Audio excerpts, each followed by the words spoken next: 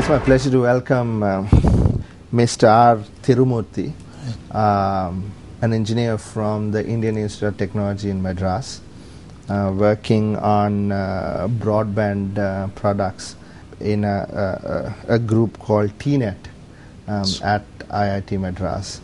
Welcome to the show, Thiru. Thank you, Ashram. And also I'd like to welcome Mr. Chanuka Vattegama, a senior researcher at LearnAsia, formerly at UNDP. Welcome to the show, Chanuka. Audience must be wondering why we got two engineers on the show tonight. You know, broadband is now, everybody's talking about broadband. Sri Lanka, maybe not so many people, but in India, a lot more people. If you go to the West, so many people. If you go to Southeast Asia, everyone is broadband. First of all, Thiru, can you just explain to us in very simple terms what exactly broadband is? Yeah, to start with, see the internet access. Internet access is basically like the capability to access the internet. And this internet access and the broadband, they become like interchangeable item. But when you look at the broadband, they're like different countries has come with the different norms. Like if you look at the ITU standard, like anything with access speed of more than 1.5 Mbps is treated as a broadband. Right. But in India, we treat a 256 kbps and above as a broadband. Right. I mean, I think OECD considers broadband at 256 Yes. kbps, right? Yes. So that's essentially the speed at which you can access the internet. Right. Right. So if you look at the current trend, like when from the conventional dial-up internet access, right, now we come a far long way, right? With the intervention of ADSL, DSLs. So now, like for example, like getting a speed of 8 Mbps or 14 Mbps physically, it's becoming a reality, right? Even though on the service provider side, they don't have pipe to put everything on the backhaul. Yeah. So we are getting a package. Technically possible. Technically possible. Whether we will talk later about whether it is practically possible. Yes. But okay. So also talk to me about fixed broadband versus mobile broadband. Yes. See, like to start with, like where this broadband started, right? It's started all the way from the wired line technologies. Right. Like wired line, I mean like DSL, then the cable modems, then Ethernet to the home, etc. So this is in the West. These are the technologies. This is in the West? Not necessarily in the West, even in some part of our South Asia. Right. Right. All these technologies are prevailing. But if you look at the total number of subscribers you can give in these technologies are limited, because it's not possible like you can take copper to individual homes, and even if the copper is there, the quality of the copper matters, right? And when you look at the percentage wise, a very little percentage of subscribers can be addressed, right, using this technology. Yeah. Then what is alternate? So the legacy networks here in this part of the world, not many people are connected. Fixed access is low, as opposed to in Europe or maybe in America or in places like even Korea. Fixed access is very high, right? Yes. So what you're saying is, okay, through cable, ADSL, you get fixed internet to your home, right? And then what is mobile broadband? Yeah, so before getting into the mobile, right, let's have the intermittent thing. That is the wireless broadband. Okay. Right. Either fixed wireless or the mobile wireless. Right. So the fixed wireless is now catching up. Right. Like with the WiMAX. And WiMAX also have the mobile version. Right. Right. So this is going to be the technology, right, that is going to cover the masses. Right. Right. Like for example, if you are covered in India like something close to 4.3 million. Right. Which has been covered by the wired technologies. Right. But there's a potential to target close 100 million. Right. Using these wireless technologies. Right. There are places, rural places, where you cannot access through the wired technology, but it is possible once you enable the wireless technology. Right. So the wireless broadband is going to be the enabler in the future. And this is going to be the technology that's going to serve the masses.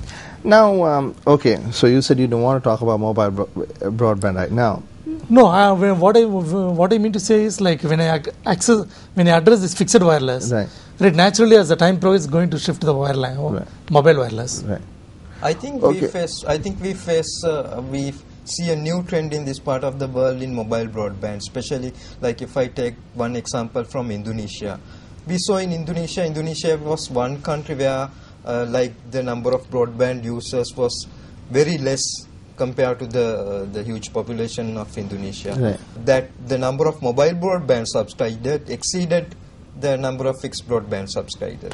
Mobile broadband or fixed wireless? It's mobile. Mobile broadband subscribers became more than the number of mobile broadband subscribers became more than the number of fixed broadband subscribers. Right. So I think this is a trend that's happening in this part of the world, and especially in South Asia and even in Sri Lanka. Like now we see the operators are offering the HSPA connections. Yeah, so let me interrupt you there. Now let us take Sri Lanka's case. Who is offering what? What do we have? We have fixed broadband. We have fixed broadband as ADSL. Right. Then we have wireless. Sri Lanka Telecom offers that. And from Dialog we get WiMAX. Right. That is fixed wireless. Fixed wireless. And the two major operators that's offering the HSPA connections are the Mobitel and again Dialog. Right. Then what about Suntel and they offer, but I don't think Lanka the number of subscribers are that large. But they do offer. Yes, they do offer. So essentially everyone. Yes. And Hutch and what's no, Tigo. I don't think. Right. They Okay.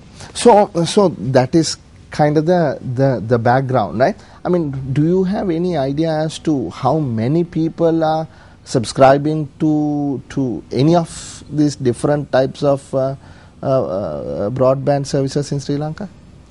I think in Sri Lanka we have about might not be more than 200,000 because numbers are not very large when we compare to the numbers of the mobile connections, for example. Right. The development is happening, but still it's at a very initial stage because most of these operators have started very recently. Rural, urban was? Most of the times it's in the urban areas, but again, yes, in rural areas, like in some areas, like even I hear some operators, they offer services in places like Akkarepattu, Girandurukotte, even the mobile, the broadband services are available, even like Hambantota, Batiklo, most of these places are covered now. In India, do you have any sort of any sense of the numbers of subscribers? See, actually the fixed broadband through the wire, it's something close to around 4.3 million. Right. So not very much, very small in comparison. Yeah, but the potential for the mobile wireless immediately is something close to 100 million. So you can see the... Right. Now, I want to shift gears. Now, why is broadband important other than, to download movies, what everybody knows of?